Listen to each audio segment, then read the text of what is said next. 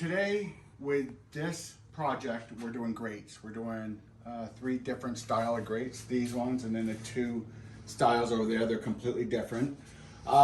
This customer is having his in wet stone rock bronze. It's a wrinkle. The ones over there are going to be super grip black. So we'll be taking care of those.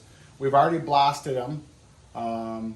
We already did Hold Tight 102. That's why they haven't flash rust.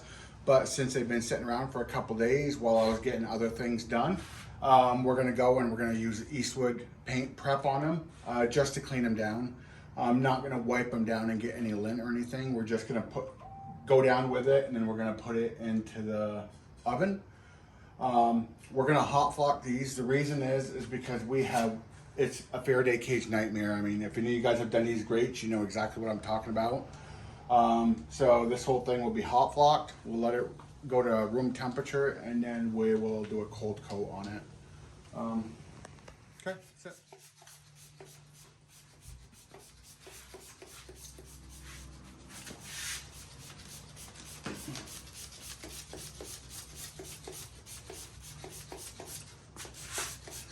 One sucky part about these ones is they're so close to the floor. With my oven and the size of my oven, I have no way to get them up any higher. So this is how we have it, and even the tops are close. So we're trying to get it as level as we can. And me just touching it with my hand. We're gonna need. So this is just basically, like you guys know, it's just trying to get any of the dust that landed over it in the past couple days off. It's already been prepped.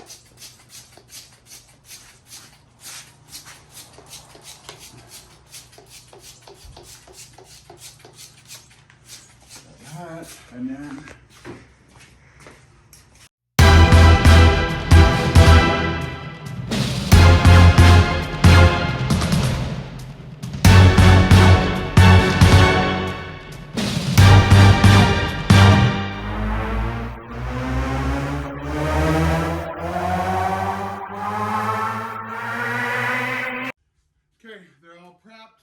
we're gonna put them in, we're gonna let them get hot, then we're gonna hot flock it. It's gonna be miserable down there, how close it is to the floor, and also up here, so when we're pushing it in, we have to be super careful.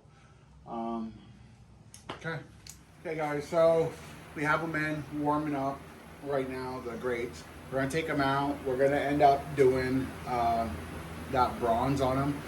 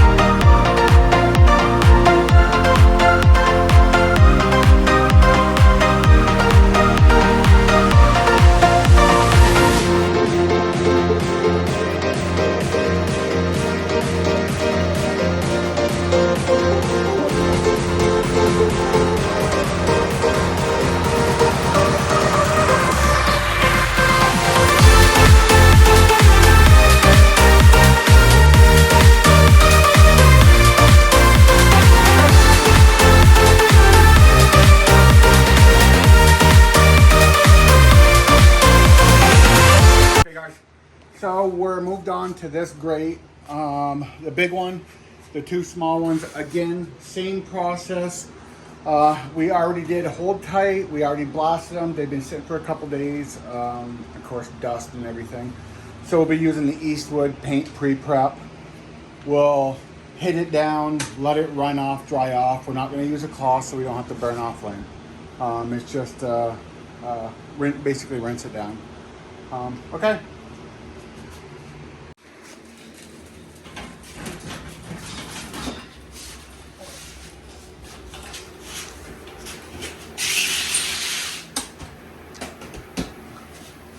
So hot block in just because of fair day.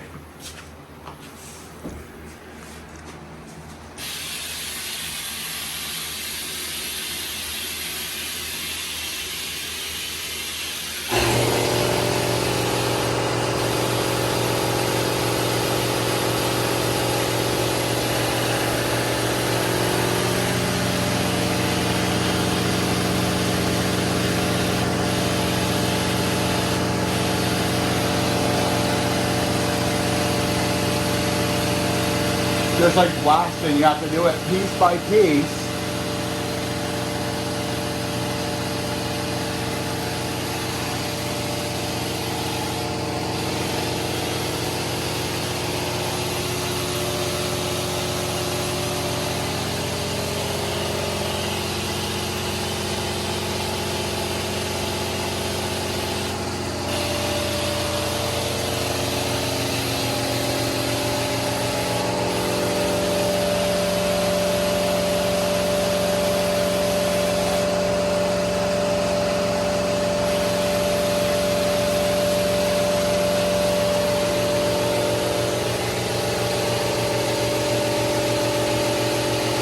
We also did some liquid metal.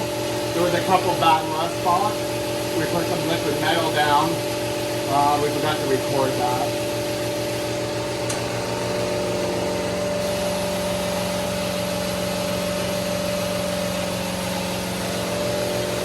I think we're gonna put this back in for a few minutes and then put the big, because I'm not liking how much I'm getting here.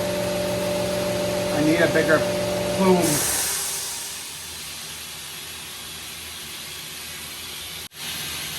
Yeah, this is gonna be a long process to do this one right.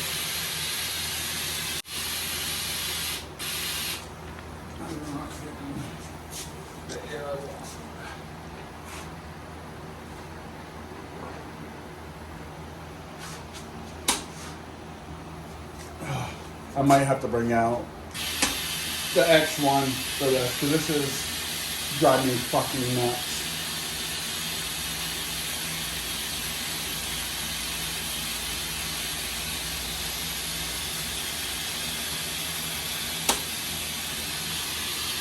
Yeah, I think we're gonna get the X1.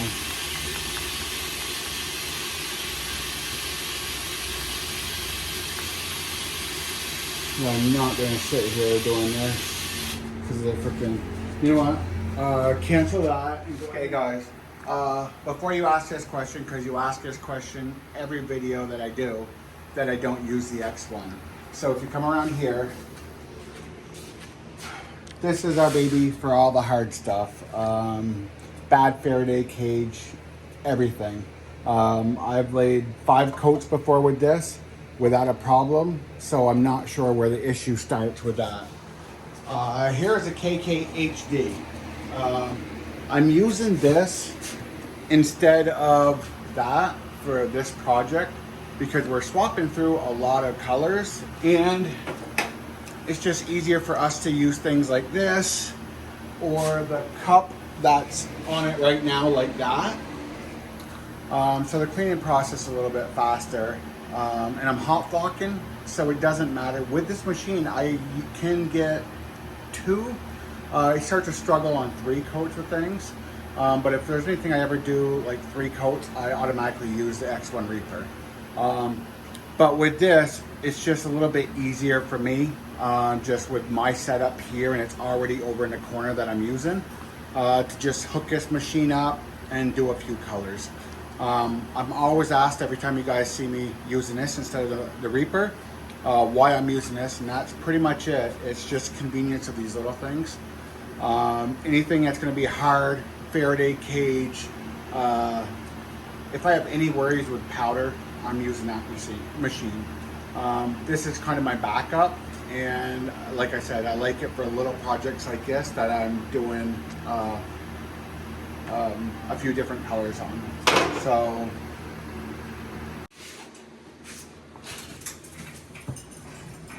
that 400, we're ready for hot washing right now.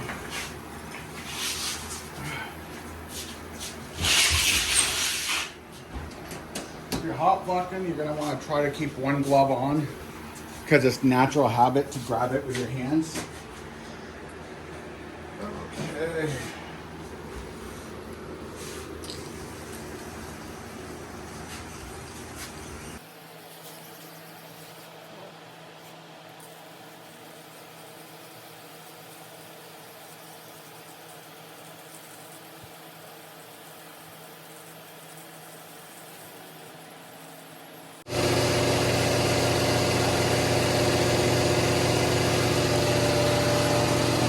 So you can see.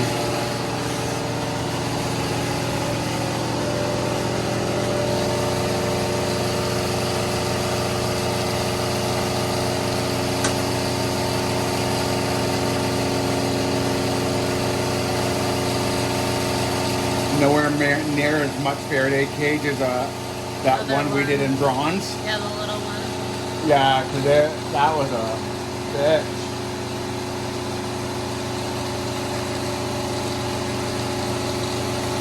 You can see it kind of cooling off, and it's starting to have the Faraday in those, which will have it heat back up. We'll put it back in, let it heat back up.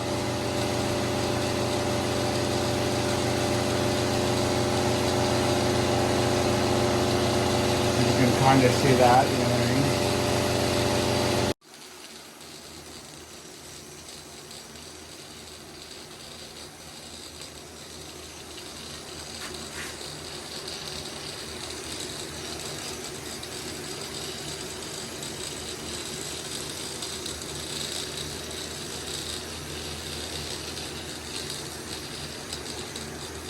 I feel like you should do it looking through the camera because you can see every spot that you haven't gotten on the camera. No, I'm not going to. I'm just getting a ring right now. There's a line in the back, you know what I mean? Yeah. And then we'll head